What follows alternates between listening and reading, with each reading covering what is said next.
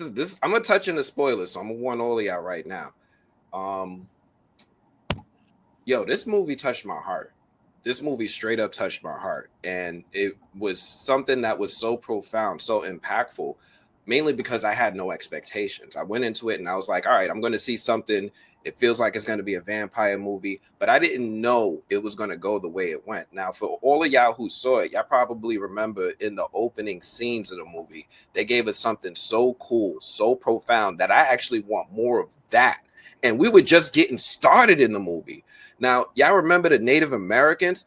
Ty, you remember the vampire hunting Native Americans in the movie? Like we didn't even know we wanted something like that until I just saw a gang of Native Americans on horses just hunting vampires. I need a spinoff. I need a spinoff just from that, off the beginning. And then the movie goes even further because then you start noticing all these little layered details like, oh, snap, this is a movie about racism. Oh, snap, the KKK is here. Oh, snap. The first vampire we see in this movie is a white dude, and it feels like he's infecting other people as he came from somewhere else, came to America, and brought this hate with him. I love all the symbolism in this movie. I love all the subtitles, the subtext, excuse me, that's in this film that's being communicated. And it might just even go over some people's heads. I said as soon as I walked out the fucking movie, I wanted to walk right back in because I wanted to study that a little bit more closely. I started noticing the details down to the clothing. I started noticing the details down to where we had an Asian family in the Mississippi in the area in the 1930s. And this is all actual. This is all factual. There's actually a director they pulled in who studied the Chinese immigrants in the Mississippi Delta and had her as a consultant to make sure that this movie was authentic. And when it gets authentic, it gets way, way more authentic than that.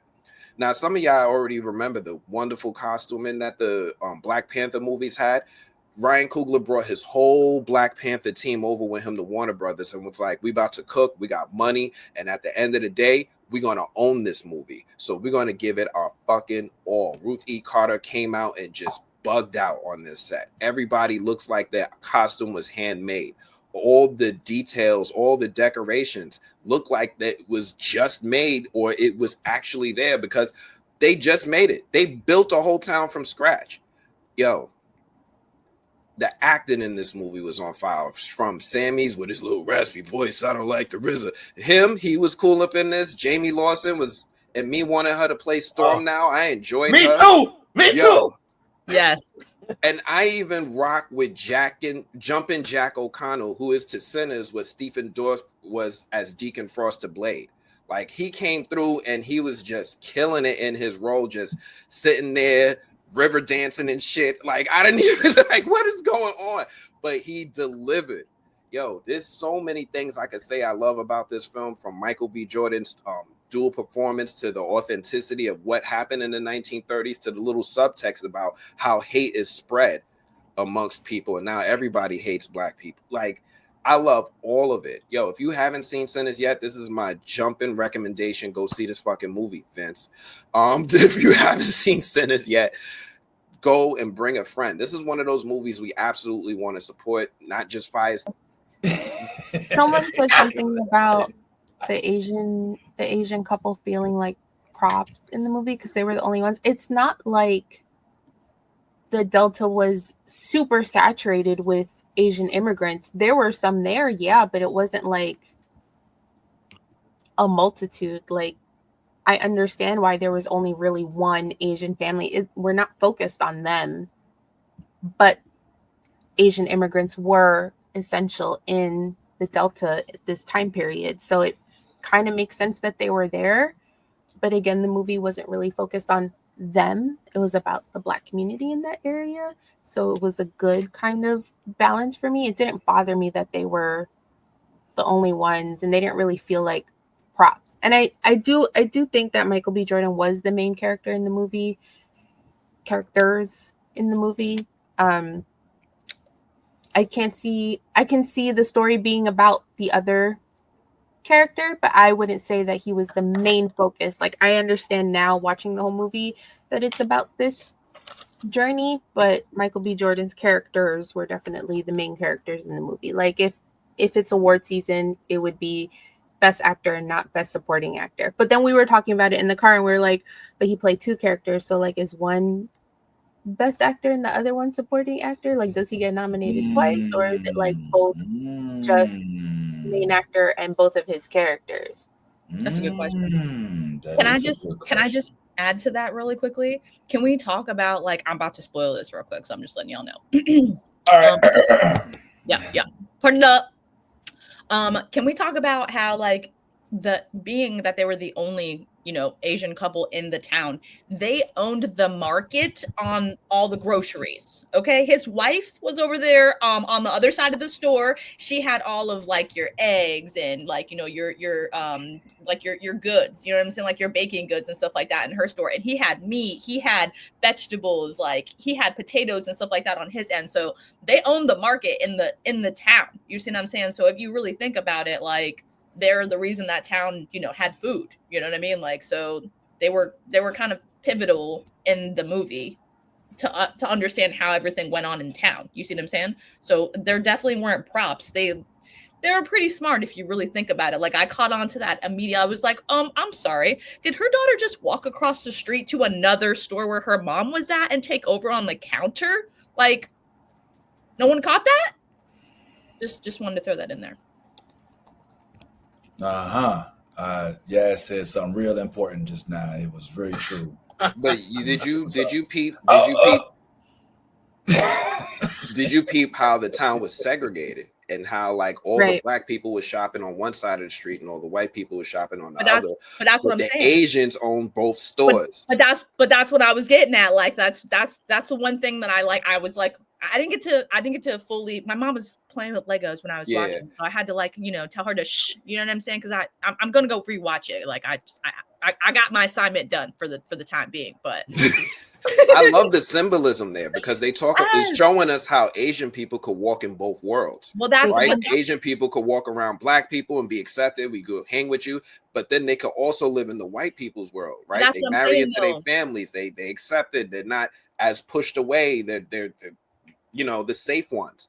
Mm-hmm. But yeah, it's more like tolerated. I wouldn't say they're more tolerated than accepted. Fair. I'll take that. Yeah. But it shows us how it was rocking in the 30s like that. Right. And it's in our DNA now, right? It's in our cultural fabric that this is how it is. It's a fine line. Yeah. It's why I don't want this to come off the wrong way, but it's why a lot of Asian folk in America now feel like they are more adjacent to whiteness than they are to being a minority, which is why there was this huge outrage when universities cut all of their programs, not realizing that they were part of those admissions programs because you're Asian, you're not white. And so when they're getting denied admissions now to these Ivy League schools because they wanted to end affirmative action, now they're realizing, you know what? How does it feel now that the white man has not accepted you with open arms like you thought? And that's what happens. Shout out to the mountain. Everything Nolly said was true. And I hope I got the facial expressions to show that I'm listening. Does it look like I'm listening? Because I'm muted as a motherfucker. Boy, y'all tell it the whole all right, so we gotta definitely let Ty been waiting to get his shit off for the longest. So we gotta go ahead and get the oh no, not that one. This one. Let's go ahead and let jump in the box. Go ahead and let everybody know how you feeling about what he's saying is maybe possibly the best movie of all time. Let's get it. Well, let me start by saying this, man. The very first time I ever experienced a dual role on screen was a movie called Double Impact. It was I think the main actor in that was Jean-Claude Van Damme. Yep. And I remember watching that, and as I'm watching that, I was like, this looks fake. One of the things I will say is when it comes to getting the best out of Michael B. Jordan, Ryan Coogler and Michael B. Jordan have such a symbiotic relationship. It's so synergetic that when you see what he's able to take Michael B. Jordan to where the places he's able to take him to, in terms of his emotional projection on screen, the way that he commanded his moments on screen when he had his moments, was a little bit for me surprising. But then I had to think about it. When have I seen Michael B. Jordan at his best? When he's been with Ryan Coogler.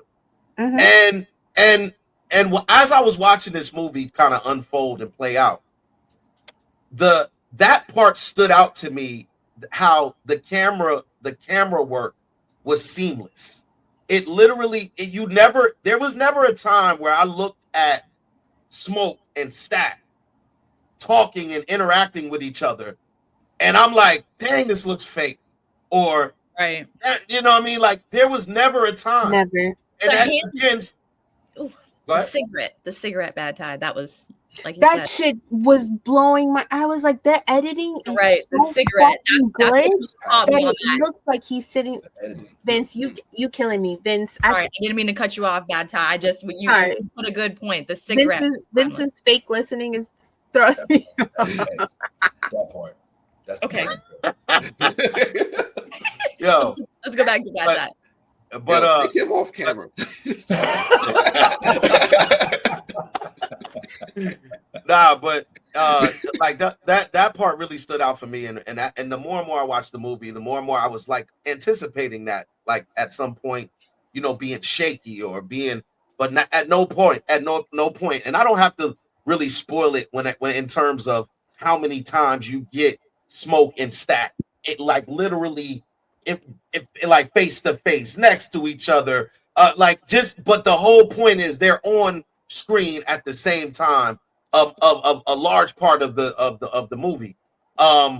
Also, one of the things that also stood out to me was, as I'm watching this movie based off of the trailers.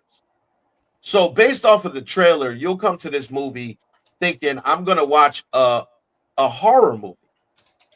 What you find is, like, as you watch this movie, it's not a movie about vampires. It's a movie about music that contains vampires. And this when as I'm continuing to watch this film, I'm seeing all of the dynamics in which Coogler wanted his audience to see. And Ant was absolutely right. If you don't really pay attention, a lot of the stuff that he does is going to go over your head because you're too busy intrigued by the clothing, the acting, the beauty of the cast. Let's be very clear. Miss Perline is fine as wine, baby. Haley Steinfeld, girl, you did that thing, girl. You hey, huh?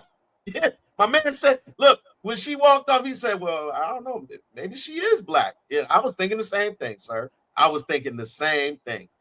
But it's the way that he went about the storytelling when it came to the music. Because I did see the comment section, right? And I saw a lot of you talking about, the guitar and its significance. The guitar was a symbol, but the significance of the guitar was that it is an instrument of music. It is a genre. It is a genre in which young man Sammy plays the blues with. It was a tool. But the story, the story and the way it unfolds is, you see that all of this music from this genre to the next genre to the next genre are all connected. The semblance of where blues was and how it was used amongst the people and how it related to the storyline from it transitioning to the church, because again, this is the Deep South. So the Deep South, when it comes to music, was inherently imbued to the church. Like a lot of people went to church to fellowship in music and song. So like when you see him start there and then progress throughout the genres and show you how they all connect at some point, I thought he did it in a way that was so I could, as I'm watching it all unfold on screen, like Nolly, you didn't want to say it what part it was, but I know that's the part you were talking about in regards to when all of the music started moving from genre to genre. You have blues being connected to folk being connected to the African dancing and song that's singing over there. I don't know the exact um uh uh place that came from, so I can't say it specifically. If y'all know, please let me know.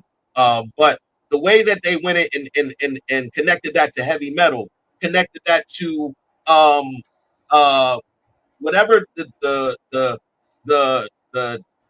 Chinese or that dance. I don't know what their thing is, but I know we all caught that when they had the painted face and they were dancing all of that. So it's all about that. I think that is the aspect that people really will take away when you go and see this movie. And you'll see that it's not a movie about vampires. It's a movie more about um, you know, the historical value of music within the thing. That's why Sammy is such an integral part of this whole movie. Like I might disagree with Nolly a little bit in terms of who the main character is. I think Sammy was the main character in this movie. Um, I think that Michael B. Jordan is still also a main character, but I think the main character behind this whole thing was Sammy. Sammy was the reason why um uh why Coogler was able to attach the supernatural aspect of it to this whole storyline. Sammy was the one who was the kid whose father was a preacher, and he grew up in a church. He's a dedicated son and a good all around kid, and also has the duality of being able to play the blues and have the attitude and the heart towards that. When you meet Slim, when you meet Slim says, "Boy, you ain't even old enough to know nothing about the blues." But then that's when you realize it ain't about age; it's about what you feel inside, and that was portrayed so well by the young man. What's his Peyton? What's his Mouse Catone. Miles Catone. Catone. Okay, Catone. That's how you pronounce it. So Miles Catone put on one of the best performances because I think he's a new actor, right? And he's not like he hasn't done a lot of projects, has he? Nah, he was a musician at first. Like he's actually singing. That's his actual voice. That's him playing the guitar. That guitar was something that him and Ludwig worked on for him to be able to use to perform in this film. So yeah, this is his breakout role. Well, with that being said, that makes it even more impressive because when I tell you he was absolutely phenomenal. Like, I mean, it's like the boy didn't miss. He did not miss. He found the button. And that's what I'm saying. Sometimes that's all you need to do is find the button. But this movie, I cannot say enough of about this movie and how good this movie was.